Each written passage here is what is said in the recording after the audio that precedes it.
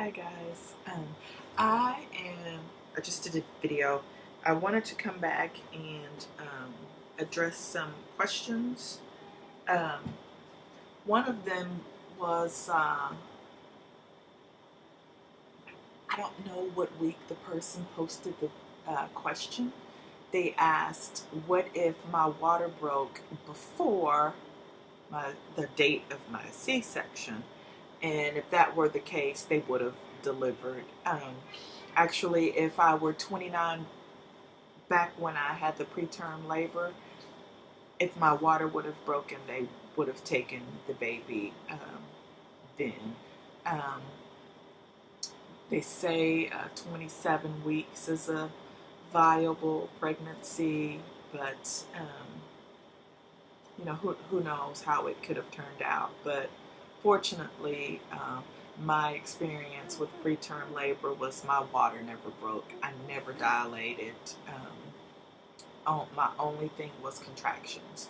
The concern with me having contractions is because of the myomectomy, or the surgery where I had 22 fibroids removed.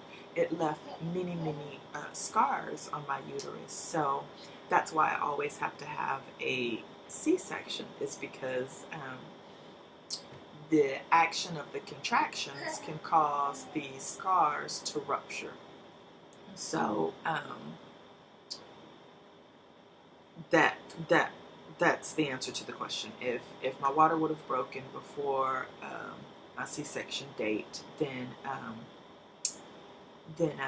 they just would have delivered. Someone else experienced a uterine rupture, and unfortunately, I'm sorry to hear this, that you lost your baby after only a few days. That's very heartbreaking.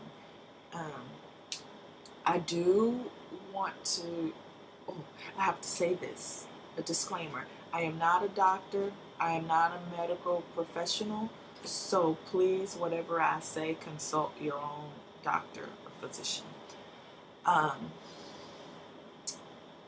So, with me, I'm going to tell you my story. I'm not going to tell you what to do. I'm going to tell you my story, but I may flip and tell you what to do. So, my story is after my baby turned a year, so first of all, I didn't know I ruptured. I did have a scheduled C-section, and days before that scheduled C-section, I started feeling something. I didn't know what it was, but my husband encouraged me to go to the doctor. So when I went to the doctor, my blood pressure was up. I was having contractions, and she asked me a series of questions, and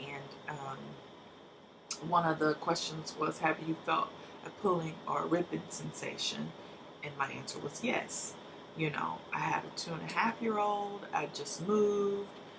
I just stopped working. So I just thought what I felt was feeling pregnant. You know, I didn't make a big stink about it.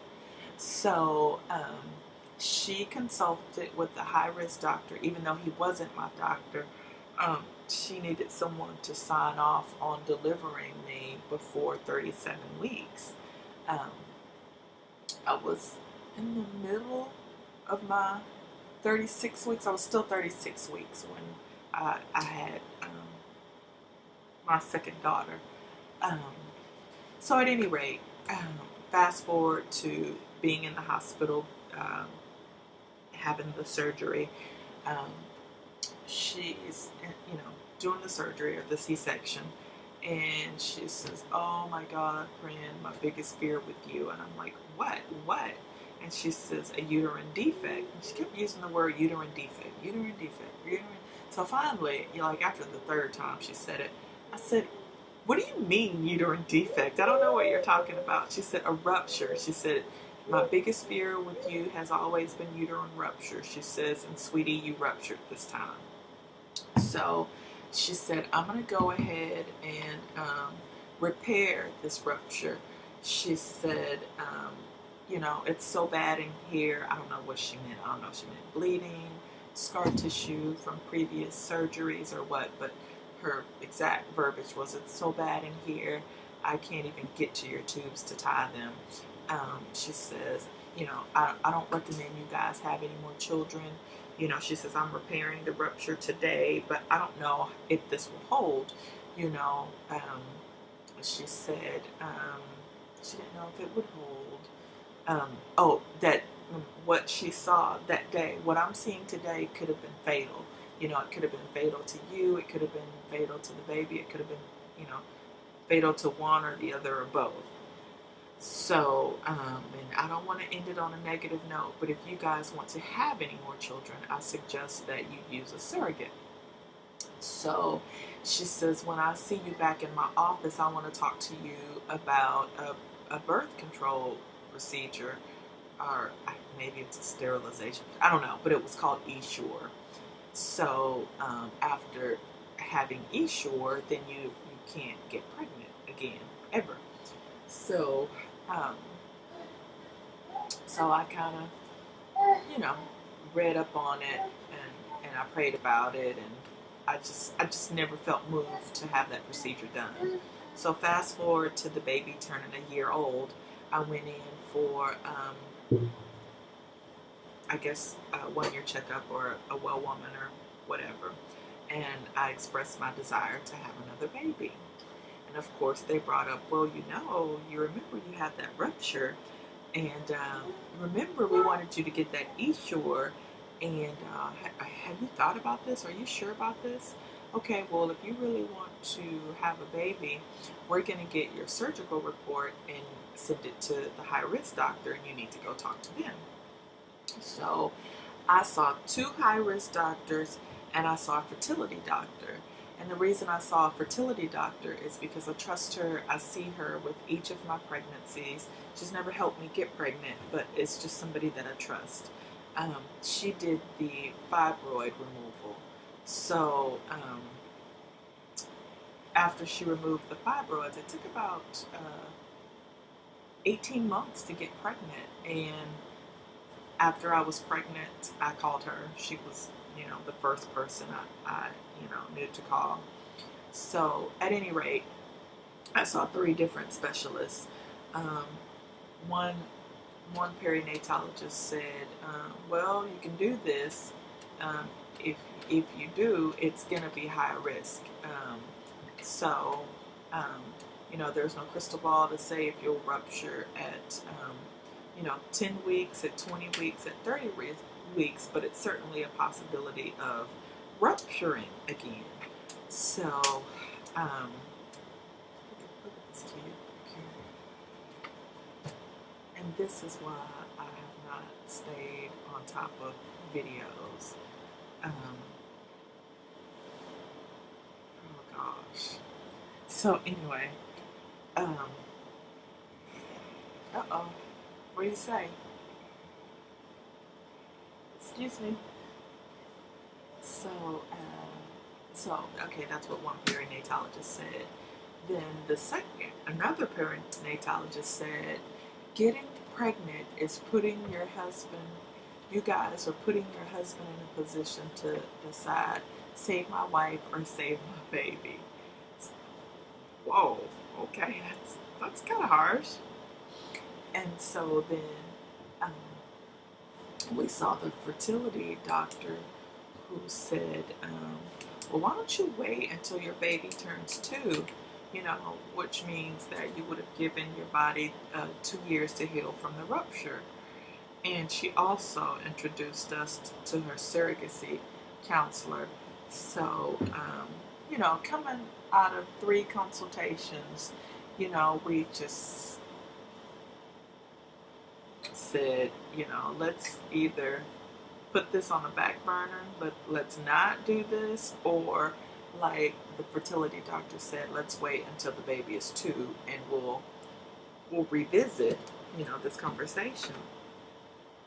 So I kind of had already started planning it out in my head. I was like, oh, I know what's going to happen by the time the baby turns 2. You know, we would have saved money, and this and that, and we can just go on a vacation, and da da da.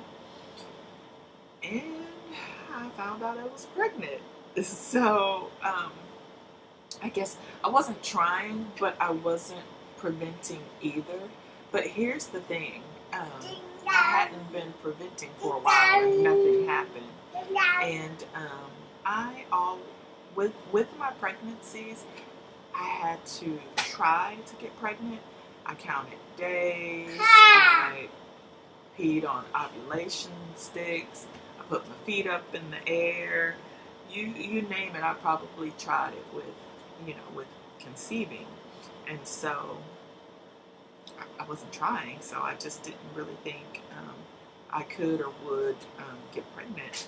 I will say that this was the most challenging pregnancy, just almost from the beginning. I just had pain, discomfort from the very beginning, whether it was abdominal or growing.